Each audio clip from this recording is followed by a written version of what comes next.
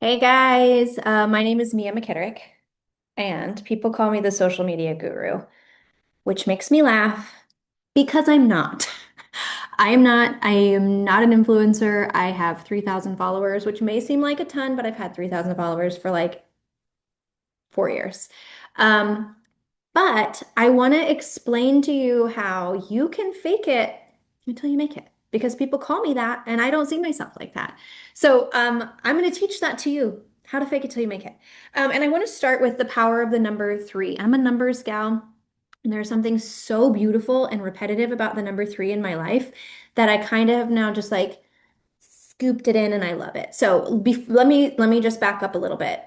Before I was doing this, I was an art teacher. So kindergarten through 12th grade certified to teach art. I was in elementary school for 12 years, never went to the big kids.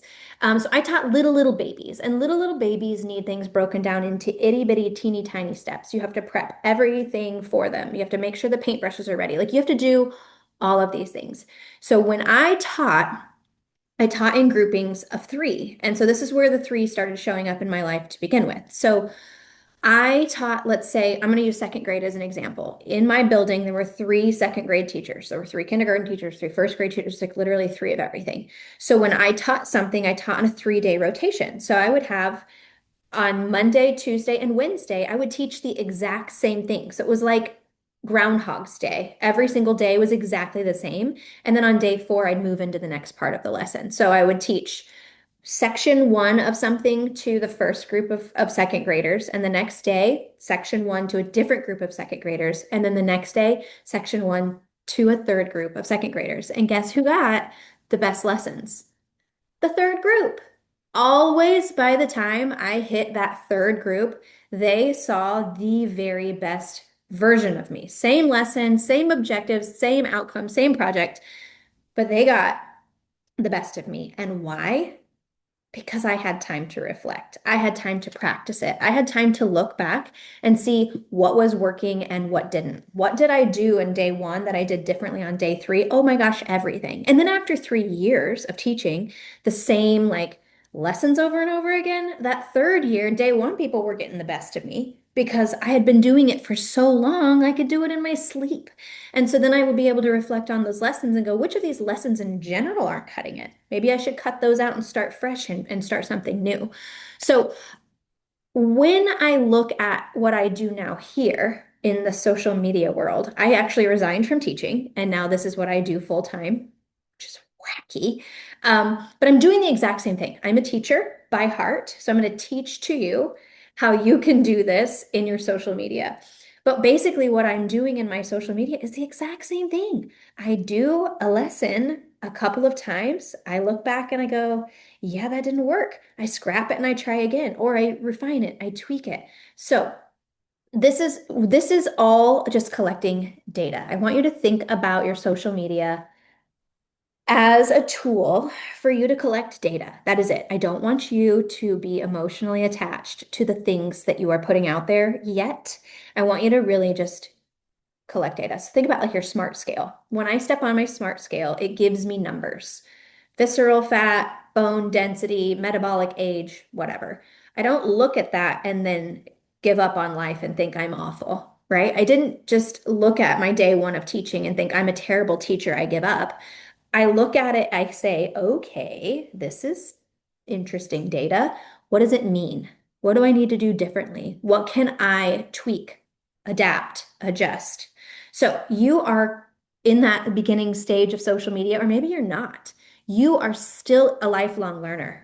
You are never done learning. So you are always going to be able to look back and reflect as you collect data, as you learn your audience, as you learn your own voice, as you feel like you're learning the things that are aligning with your actual life. So that's what I want to talk to you about. So I'm going to give you 3 tips, of course, and 3 pieces of homework at the end. So stick with me at the end because I think this is going to be really great for you. So first tip is stories. In your phone, you probably already know this, but when you go to your social media, oh, I don't want to close that. When you go to your social media, you have your grid of posts, but then you also have the stories, the bubbles that disappear. I cannot tell you how important stories are. If you are not using them, you must. use them because stories are where you get to know one-on-one, like a friend, your audience. When you make a post, usually your audience sees that about like, I don't know, I'm going to give you a random made up number, 20%.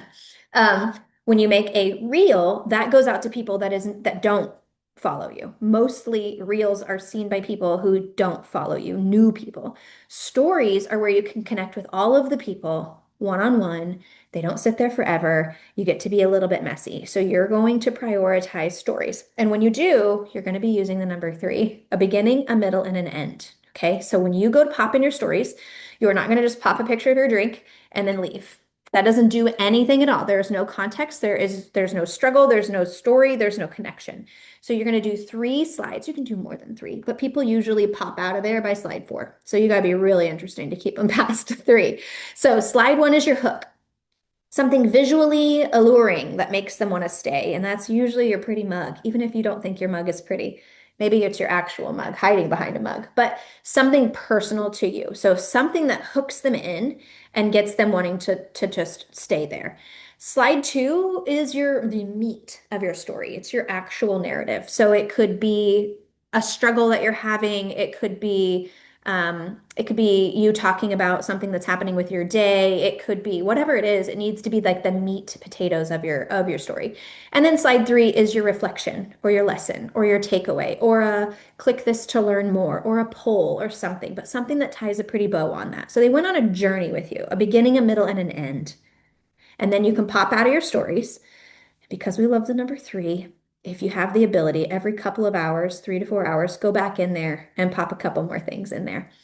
Do not be perfect. And I don't mean mess up on purpose, but you will mess up. Don't scrap it. Keep it. People do not connect to perfection. I do not watch someone's perfect curated story where everything is pristine and beautiful and lovely and think, I want to hang out with that person because that person makes me feel less than because they're going to judge me for wearing two different socks. I know they will. I'm looking for people that will understand that messy is real and part of the process. And so you need to remember that people do not connect to perfect, they connect to process. And they're going to be able to watch your process every couple of months as you change. So stories must do. Two, I want you to try things for 3 months. And I do have my phone open to show you this. I did this for 3 months on my feed. And I was so proud of it because it looked so good. Okay. I did this. Hopefully you can see this. I can't see my screen, but where it's like back and forth. There's a white and a color and a white and a color and a white and a color and a white and a color. And it just looked right. It looked so good. But guess what? It didn't do anything for me. I did not get more followers. My follower count stayed exactly the same. I didn't get new customers. I didn't get squat from it. All I got was stress that my grid didn't look right, pressure to make sure that I kept with it, and it didn't feel aligned because I am not this. This is not me. This isn't my lifestyle. I'm messy. This is me, just a big mess. And this is easier to stick with. So I want you to try whatever it is that you're doing. You got to stick with it for a few months. You cannot try something for a week or two and say, that didn't work. I quit. No, no. You need a repetition in order to see patterns. You have to have repetition. So I always tell people give a strategy 3 months before you throw it out. That's enough time to see what your audience is responding to, what feels natural for you, and if you're willing to stay consistent with it. Anything that is less than 3 months, if you give up, you are reacting with emotion and not strategy. And that isn't business. We don't react with emotion. It's all data, people. You're just collecting data. Okay. So whatever it is that you do, whatever it is, give it 3 months before you say, this isn't working. Tweak it, try something different. Okay. Tip three. If I were brand new today, here is what I would do. So my first phase for the first few months, I would post 3 times a week. So this is assuming that you're not doing any posting or very limited posting. 3 times a week. I don't want you to be perfect. I don't want it to be like I'm trying to make something viral. What am I going to have to make? I just want you to be consistent.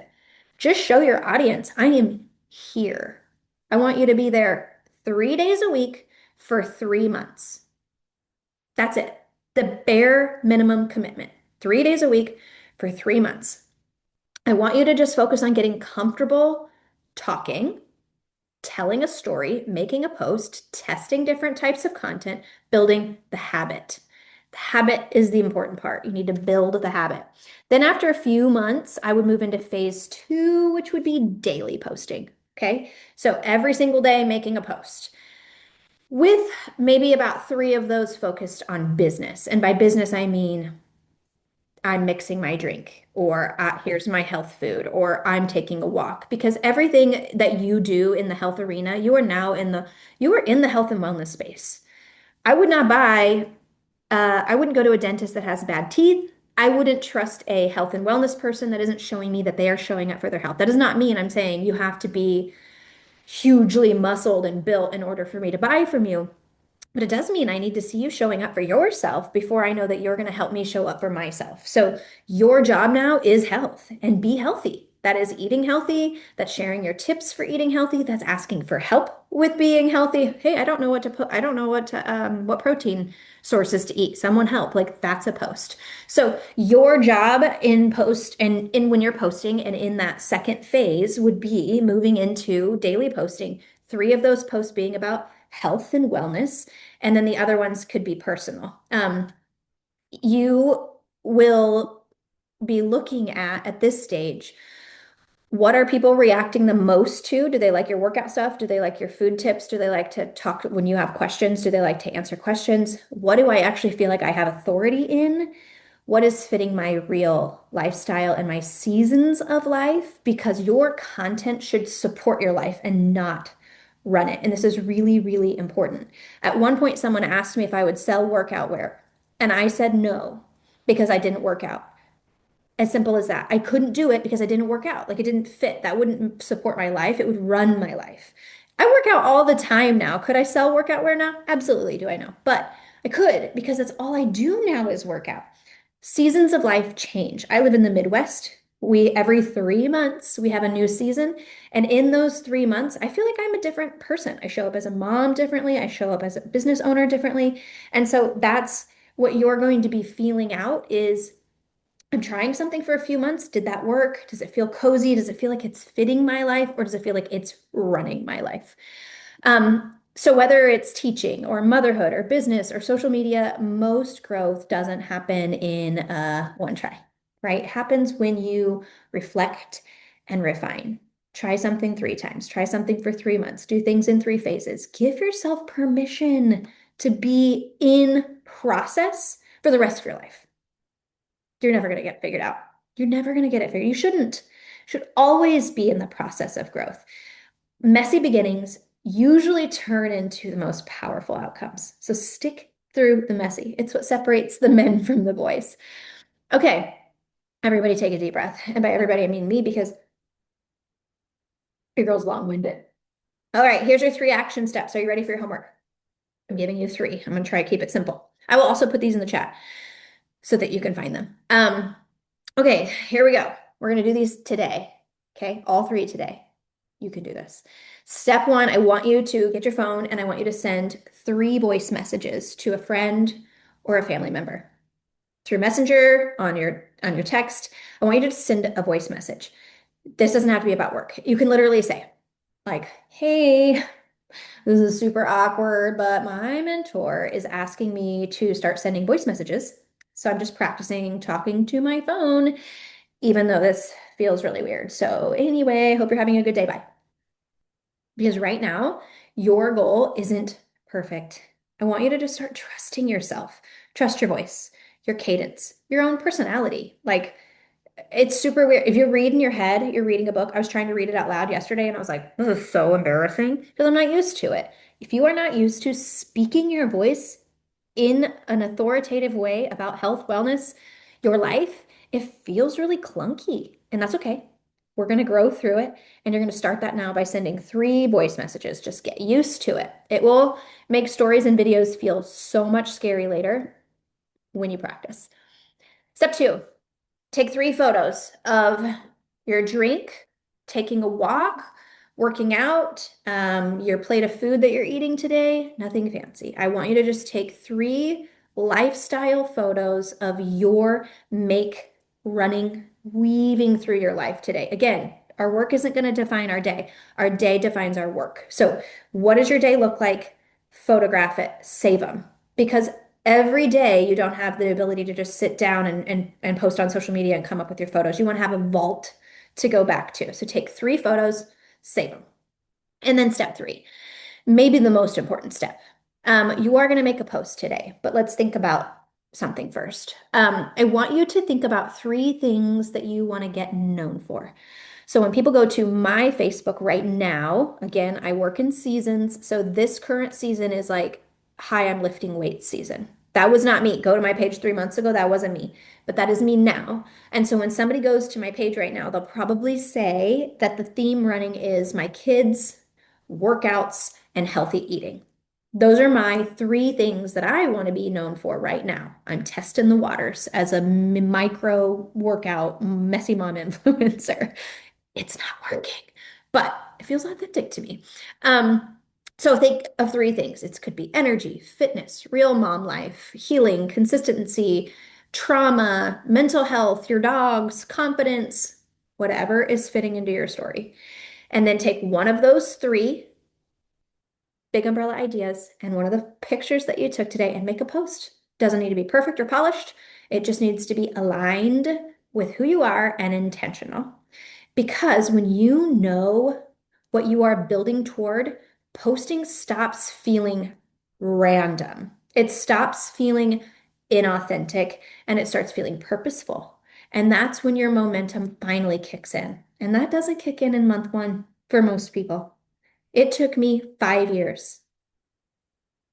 Sit with it. I taught and did social media for 5 years before it really took off. And it was in year 7 that I actually was able to quit my teaching job and do this full time. I did not give up on day 1 of my lesson. I did not give up on day 1 of making a really terrible post, and neither will you. You can do it. You can stick with it. We are so excited that you're here. We are so excited to help you on your journey. We are so excited to laugh at you when you mess up because that is part of the process, learning to laugh at yourself. I'm going to drop some stuff in the comments for you, but would love for you to drop some takeaways in the comments as well. And would love for you to drop your post that you make today. Send me a voice message if you don't know who to message, but drop your post that you make today in the comments so that we can go and give it a little bit of love.